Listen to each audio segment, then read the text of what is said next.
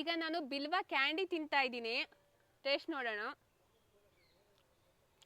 ತುಂಬಾ ಚೆನ್ನಾಗಿದೆ. ಅರೋಮಾ ಇದೆಯಲ್ಲ, ಯುನೀಕ್ ಅರೋಮಾ, ಅದು ತುಂಬಾ ಚೆನ್ನಾಗಿದೆ. ಮೌಲ್ಯವರ್ಧನೆ ಪ್ರಾಡಕ್ಟ್ ಮಾಡಿದ್ದಾರೆ. ಅದ್ರ ಬರ್ಫಿ ಆಗಿರ್ಬೋದು, ಕ್ಯಾಂಡಿ ಪೌಡರ್, ಈ ತರ ಸುಮಾರು ಮೌಲ್ಯವರ್ಧನೆ ಪ್ರಾಡಕ್ಟ್ಸ್ ನ ಮಾಡಿದ್ದಾರೆ.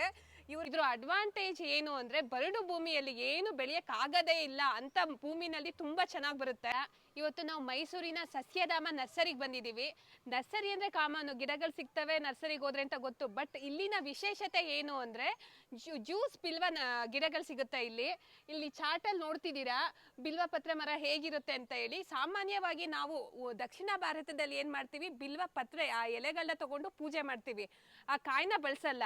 ಆದ್ರೆ ಉತ್ತರ ಭಾರತದಲ್ಲಿ ಏನು, ನಾವು ಮೊನ್ನೆ ಪ್ರವಾಸ ಮಾಡಿದ್ವಿ. ಒಂದು ಉತ್ತರ ಭಾರತದಲ್ಲಿ ಪ್ರವಾಸ ಮಾಡಿದಾಗ ರೋಡ್ ಸೈಡ್ ಅಲ್ಲೆಲ್ಲ ಜ್ಯೂಸ್ ಮಾಡ್ತಾ ಇದ್ರು, ಇಷ್ಟು ದಪ್ಪ ದಪ್ಪ ಹಣ್ಣು. ಹೋಗಿ ನೋಡಿದ್ರೆ ನಮ್ಗೆ ಆಶ್ಚರ್ಯ, ಬಿಲ್ವ ಪತ್ರೆ ಹಣ್ಣಲ್ಲಿ ನಮ್ಗೆ ಜ್ಯೂಸ್ ಮಾಡ್ಕೊಟ್ರು, ತುಂಬಾ ಚೆನ್ನಾಗಿತ್ತು. ನಮ್ಮಲ್ಲೆಲ್ಲ ಏನು ದಕ್ಷಿಣ ಭಾರತದಲ್ಲಿ ಚಿಕ್ಕ ಚಿಕ್ಕ ಹಣ್ಣು ಬಿಡೋ ಅಂತದ್ದು, ಅಲ್ಲಿ ತುಂಬಾ ದಪ್ಪ ಇರುತ್ತೆ.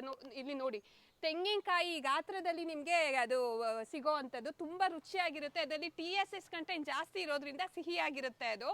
ಅದರಲ್ಲಿ ತುಂಬಾ ಮೌಲ್ಯವರ್ಧನೆ ಸಹ ಮಾಡ್ಬೋದು. ಡಯಾಬಿಟಿಕ್ ಫ್ರೆಂಡ್ಲಿ, ಮತ್ತೆ ಸ್ಟೊಮಕ್ ರಿಲೇಟೆಡ್ ಯಾವುದೇ ರೀತಿ ಸಮಸ್ಯೆ ಇದ್ರೂ ಅದಕ್ಕೆ ರಾಮಬಾಣ. ಈಗ ನಾನು ಬಿಲ್ವ ಕ್ಯಾಂಡಿ ತಿಂತಾ ಇದ್ದೀನಿ. ಟೇಸ್ಟ್ ನೋಡೋಣ. ತುಂಬಾ ಚೆನ್ನಾಗಿದೆ. ಅರೋಮಾ ಇದೆಯಲ್ಲ, ಯುನೀಕ್ ಅರೋಮಾ, ಅದು ತುಂಬಾ ಚೆನ್ನಾಗಿದೆ. ಆ ಸ್ಮೆಲ್ಲು, ಫ್ರಾಗ್ರೆನ್ಸ್ ಎಲ್ಲ. ಇದು ಡಯಾಬಿಟಿಕ್ ಫ್ರೆಂಡ್ಲಿ ಆಗಿರೋದ್ರಿಂದ ಆರಾಮಾಗಿ ಎಲ್ಲಾ ತರದ ಜನಗಳು ಸಹ ತಿನ್ಬೋದು.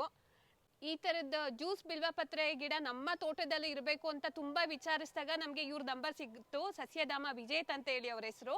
ಅವರು ಉತ್ತರ ಭಾರತದಿಂದ ತಗೊಂಬಂದು ಸಸಿಗಳನ್ನ ಮಾರ್ತಾ ಇದ್ದಾರೆ. ಇದ್ರ ಪ್ರಚಾರ ತುಂಬಾ ಚೆನ್ನಾಗಿ ಮಾಡ್ತಿದ್ದಾರೆ, ರೈತರುಗಳಿಗೆ ತಲುಪಬೇಕು ಅಂತ ಹೇಳಿ. ಇದ್ರ ಅಡ್ವಾಂಟೇಜ್ ಏನು ಅಂದ್ರೆ, ಬರಡು ಭೂಮಿಯಲ್ಲಿ ಏನು ಬೆಳೆಯಕ್ ಆಗದೇ ಇಲ್ಲ ಅಂತ ಭೂಮಿನಲ್ಲಿ ತುಂಬಾ ಚೆನ್ನಾಗಿ ಬರುತ್ತೆ. ಮತ್ತೆ ಮಳೆ ಚೆನ್ನಾಗಿ ಆಗೋ ಕಡೆ ಮಲೆನಾಡು ಆಗಿರ್ಬೋದು, ಕೋಸ್ಟಲ್ ಭಾಗದಲ್ಲೂ ಚೆನ್ನಾಗಿ ಬರುತ್ತೆ. ಬಟ್ ಏನು ಅಂದ್ರೆ, ವಾಟರ್ ಲಾಗಿಂಗ್ ಕಂಡೀಷನ್ ಇರಬಾರ್ದು. ಉತ್ತರ ಭಾರತಕ್ಕೆ ಹೋಗಿ ಗಿಡ ತರಬೇಕು ಅಂತ ಏನಿಲ್ಲ. ಇವರೇ ನೀವು ಫೋನ್ ಮಾಡಿದ್ರೆ ಇಡೀ ಕರ್ನಾಟಕದಾದ್ಯಂತ ಅವರೇ ತಲುಪಿಸೋ ವ್ಯವಸ್ಥೆ ಮಾಡ್ತಾರೆ. ತುಂಬಾ ಚೆನ್ನಾಗಿ ಪ್ರಚಾರ ಮಾಡ್ತಿದ್ದಾರೆ. ನೋಡ್ತಾ ಇರೋವಂಥದ್ದು ಎಷ್ಟು ತುಂಬಾ ಚಿಕ್ಕ ಗಿಡ, ಕಸಿ ಮಾಡಿರೋದ್ರಿಂದ ಇಷ್ಟು ಬೇಗ ಕಾಯಿ ಬಿಟ್ಟಿದೆ. ನೀವು ಒಂದು 3-4 ವರ್ಷ ಬಿಟ್ರೆ ಅದು ಇಳುವರಿ ಕೊಡುತ್ತೆ.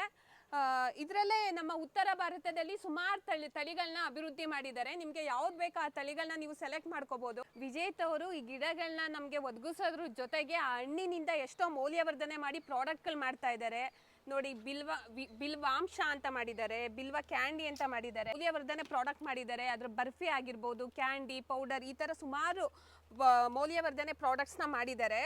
ಇವರು ಏನು ಅಂದ್ರೆ, ಇದು ನೆಕ್ಸ್ಟ್ ಅವರು ಒಂದು ಫ್ಯೂಚರ್ ಪ್ಲಾನ್ ಇಟ್ಕೊಂಡಿದ್ದಾರೆ. ಯಾರು ಸಸಿ ತಗೊಂಡೋಗಿ ಅದು ಹಣ್ಣುಗಳನ್ನ ಮಾರ್ತಾರೆ ನೆಕ್ಸ್ಟ್ ಫ್ಯೂಚರ್ ಅಲ್ಲಿ, ಅವ್ರ ಹತ್ರ ಹಣ್ಣುಗಳು ತಗೊಂಡ್ಬಿಟ್ಟು ಈ ರೀತಿ ಮೌಲ್ಯವರ್ಧನೆ ಮಾಡೋ ಪ್ಲಾನ್ ಅಲ್ಲಿ ಇದ್ದಾರೆ. ಖಂಡಿತ ನೀವು ಒಂದೊಂದು ಗಿಡ ತಗೊಂಡೋಗಿ ಹಾಕಿ, ನೀವು ಇದನ್ನ ಕಮರ್ಷಿಯಲ್ ಆಗಿ ಸಹ ಬೆಳಿಬಹುದು. ಒಂದು 3-4 ವರ್ಷಕ್ಕೆ ಇಳುವರಿ ಕೊಡುತ್ತೆ.